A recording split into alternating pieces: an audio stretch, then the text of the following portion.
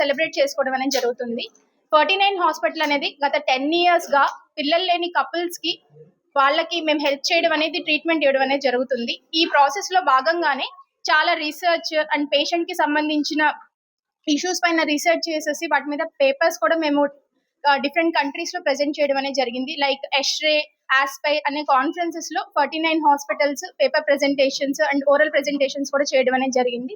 ఈ paper presentations మూలంగా hospital కి కానీ పేషెంట్స్ కి కానీ జరిగే యూజెస్ ఏంటి అంటే, అసలు ఏ ప్రాబ్లమ్స్ మూలంగా పేషెంట్స్ వస్తున్నారు, ఆ ప్రాబ్లమ్స్ ఎందుకు వస్తున్నాయి, అవి చూసుకుని వాళ్ళకి ఎటువంటి ట్రీట్మెంట్ ఇస్తే వాళ్ళకి రిజల్ట్ అనేది వస్తుంది, వీటిపైన మనం రీసెర్చ్ అనేది చేసి ఒక కంక్లూజన్ కి వచ్చేసి ఆ పర్టికులర్ ఏరియాస్ లో ఉన్న పేషెంట్స్ కి అది హెల్ప్ఫుల్ గా ఉంటుందని మెడికేషన్స్ అనేది ఇవ్వడం అనేది జరుగుతుంది.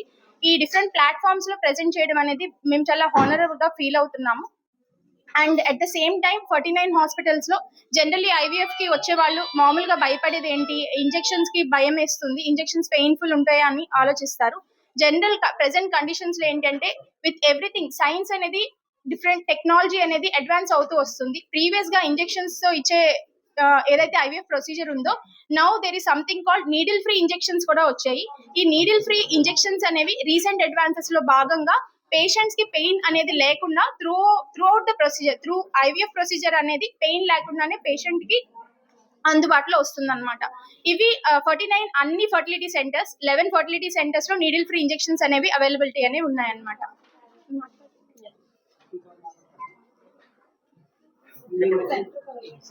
సో ఈరోజు జూలై 25 వరల్డ్ ఐవీఎఫ్ డేగా సెలబ్రేట్ చేసుకుంటున్నాము.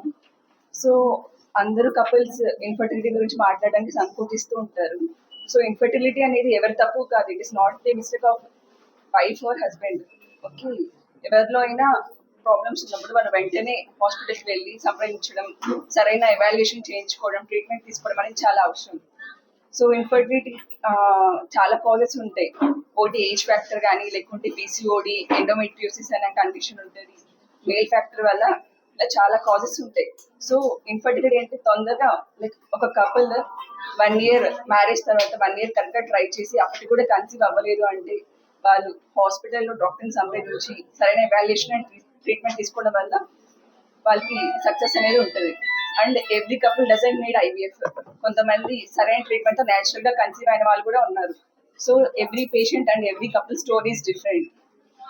So the main things early evaluation and treatment is the main thing in IVF.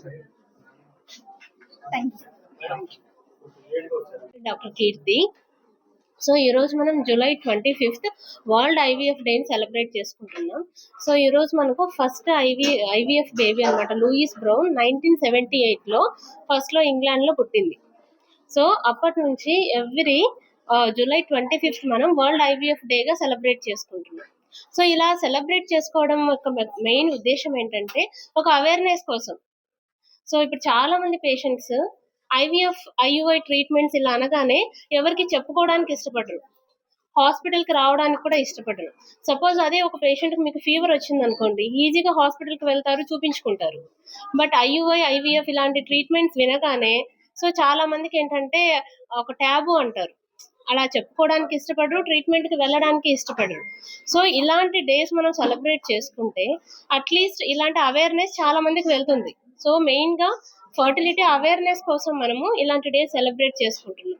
So అందుకోసమనే 49 ఈరోజు ఈ ప్రోగ్రామ్ అది కండక్ట్ చేస్తుంది. సో డాక్టర్ కావ్య గారు ఎక్స్ప్లెయిన్ చేసినట్లు, సో 49 అంటే అకాడమికల్లీ చాలా స్ట్రాంగ్. సో చాలా రీసెర్చ్ పేపర్స్ అనేవి రీసెంట్గా చాలా గ్లోబల్ ప్లాట్ఫామ్లో ఎష్రే అనే అండ్ యాస్పర్ ఇలాంటి కాన్ఫరెన్సెస్లో మనం ప్రజెంట్ చేయడం అనేది జరిగింది. సో ఇలాంటి ప్రజెంట్ చేయడం వల్ల మనం పేషెంట్కి ఇంకా బెటర్ సక్సెస్ రేట్ అందివచ్చు. సో పేషెంట్స్కి మనం ఇంకా ఎంత బెటర్ క్వాలిటీ కేర్ అందివ్వగలము అనేది ఒక కంటిన్యూస్గా మేము రీసెర్చ్ అనేది చేస్తూ ఉన్నాం. So from our doctor side clinical team నుంచి చాలా రీసెర్చ్ పేపర్స్ అనేవి మేము పబ్లిష్ చేసి గ్లోబల్ ప్లాట్ఫామ్లో ఇవ్వడం అనేది జరిగింది. And this is the good ఒక ప్రౌడ్ మూమెంట్ అనమాట 49కి. సో అనదర్ ఇష్యూ అంటే రీసెంట్గా మనకు ట్రెండింగ్గా ఉన్న ఇష్యూని కూడా we want to address. So that is so ఈ మధ్య చాలా మంది లేట్గా మ్యారేజెస్ చేసుకుంటున్నారు. సో అలా చేసుకోవడం వల్ల బోత్ మేల్స్ అండ్ ఫీమేల్స్లో కొన్ని ప్రాబ్లమ్స్ వస్తున్నాయి. సో దాన్ని మనం ప్రివెంట్ చేయగలమా? సో కొంతమంది అంటే అందరు కపుల్స్ ఎవరు లేట్ గా అదే పనిగా మ్యారేజ్ చేసుకోవాలి అని అనుకోరు. సో వాళ్ళకి ఒక ట్రస్టెడ్ పార్ట్నర్ దొరక్క ఇటువంటి ఇష్యూస్ చాలా ఉంటున్నాయి.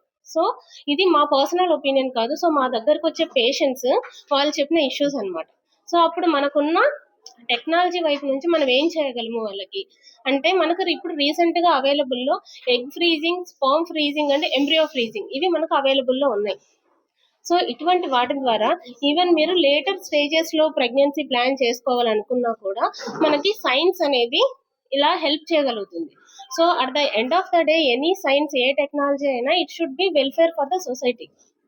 సో ఇలా ఎగ్ ఫ్రీజింగ్, స్పర్మ్ ఫ్రీజింగ్ మీరు ఎవరైతే ప్రెగ్నెన్సీ పోస్ట్పోన్ చేసుకుందాం అనుకుంటున్నారో లేదా కెరీర్ ఆప్షన్స్ ఉన్నాయి మీకు లేట్ గా మ్యారేజ్ చేసుకోవాలనుకుంటున్నారు, సో ఇటువంటి కపుల్స్ కానీ ఇటువంటి పర్సన్స్ కానీ మీరు ఇలాంటి freezing, egg freezing, sperm freezing or marriage అయిన తర్వాత కొన్ని రీజన్స్ వల్ల కొంతమంది లేట్ గా ప్రెగ్నెన్సీ ప్లాన్ చేసుకోవాలనుకుంటుంటారు. సో ఇటువంటి వాళ్ళకి ఎంబ్రియో ఫ్రీజింగ్, సో ఇటువంటివి టెక్నాలజీ మనకి అందుబాటులో ఉంది.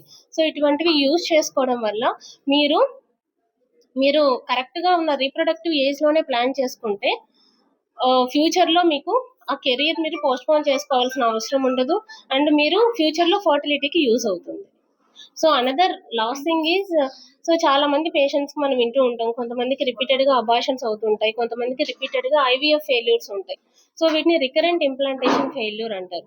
సో ఈ ఐవీఎఫ్ డే సందర్భంగా 49 నుంచి so we're conducting a centre of excellence for RIF. అంటే ఎక్కువ సార్లు ఇలా ఐవీఎఫ్ విఫలమయ్యే పేషెంట్స్ కోసము ఒక ప్లాట్ఫామ్ అనేది క్రియేట్ చేయడం జరుగుతుంది. సో దీని ద్వారా వీఆర్ కొలాబరేటింగ్ విత్ ఇంకొంతమంది ఎక్స్పర్ట్స్ తో కలిపి ఇలా రిపీటెడ్ గా ఐవీఎఫ్ ఫెయిల్ అయ్యే వాళ్ళకు అండ్ ఎక్కువ సార్లు అబార్షన్స్ ఇలా అయ్యే వాళ్ళకు ఇంకా మేము ఫ్యూచర్ లో ఇంకా ఎక్కువ రీసెర్చ్ చేయడానికి కానీ లేదంటే వాళ్ళకి ఇంకా బెటర్ కేర్ అందివ్వడానికి కానీ ట్రై చేస్తున్నాం. సెంటర్ ఆఫ్ ఎక్సలెన్స్ అనేది ఓపెన్ చేయడం అనేది జరుగుతుందండి.